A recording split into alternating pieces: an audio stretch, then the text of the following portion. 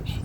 Well, welcome to Chandos Recreation Ground, which is in the London Borough of Harrow, but it's sort of between Canons Park and Edgware.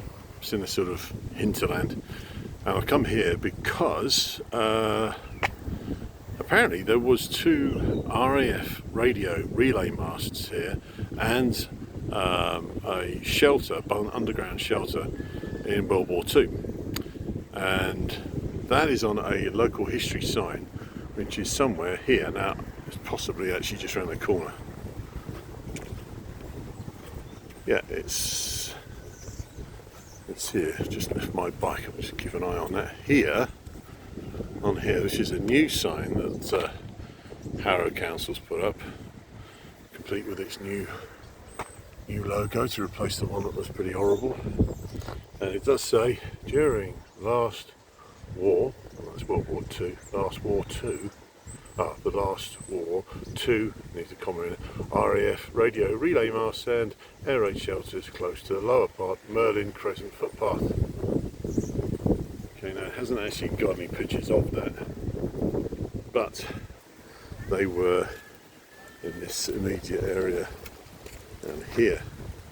And if you have a look at some satellite pictures on Google, you can actually see the footprint, two large square footprints that are left in the grass when it was obviously a hot summer, and you can see the foundations of where the radio masts were, I'm pretty sure. So I'm just going to try and get closer to that now. So here are a load of metal covers. Now I would have thought, without any knowledge of that thing about the radio mast and the bunker, that these are to do with water, and I'm sure that's really what they are, and that maybe there's some kind of water facility, or there's some drainage facility underneath all this lot, but could very well be that these are covering over where there was a bunker, and there's loads of them. I cannot understand why there are so many. It must be something to do with water. There's a load here, there's some more here, and there's some more here as well.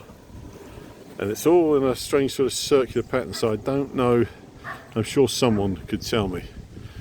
So, going by what it tells you on that sign over there, no, it was earlier, that there was quite possibly a bunker in this facility, and that the radio masts were roughly in this sort of area. Now, it would be impossible to actually find where those were at ground level, but as I said, if you go onto Google satellite images, there is a shot which quite clearly shows it in a dry summer, and you can see where the footprints were. That's I mean, guesswork would say that perhaps this is something. There's an indentation in the ground here. Right, so due to subsidence perhaps, here there's something. You can see where the leaves are all gathered, that's almost a footprint there. But yeah, it's pretty hard to tell, to be sure. So the question is, you're probably thinking, yeah, he's been burbling on, but why were there radio masts, for RAF radio masts, in a public park between Edgware and Canons Park? And that's Edgware in the distance over there's the Edgware Road, the A5, and those towers in the distance there on Station Road. The reason why there would have been radio masts here, I'm pretty certain, was because not too far away from here is RAF Bentley Priory. It's not RAF Bentley Priory anymore, but the buildings are still there, and that was the home of Fighter Command in World War II, and certainly the Battle of Britain. And so there almost certainly there would have been these radio masts to relay a signal from what was called Chain Home, which was a series of radar stations on the south coast of England, which was sending the information about waves of bombers, Luftwaffe bombers, coming over from Germany and France to attack this country at the time of the Battle of Britain. and the Blitz 1940.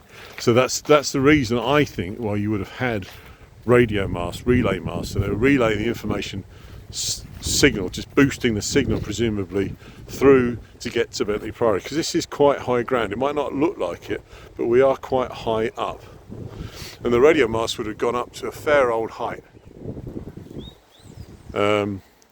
But no pictures will exist that I'm aware of that you can easily find, because obviously they were treated as a bit of a secret. But to local people living around here, and all these houses would have been here in World War II, it wouldn't have been, it would have just been a normal thing. Looked out their windows and seen two massive great radio masts, but they were obviously, it was a time when people just didn't ask too many questions, and they almost certainly knew what they were about anyway, because information generally was passed around. So, not exactly perhaps the most interesting visually video, and something that would probably do better with some graphics splashed up, but I don't have that capability. One day I might invest in all of that. But other than that, that's me finishing off in a park in Edgware, Chandos. And why is it called Chandos Park? Well, that's because the Duke of Chandos lived in a house not far away here called Canons Park, the Duke of Chandos. So if you want to read about the Duke of Chandos, then you can obviously look at that online. And thank you very much for watching.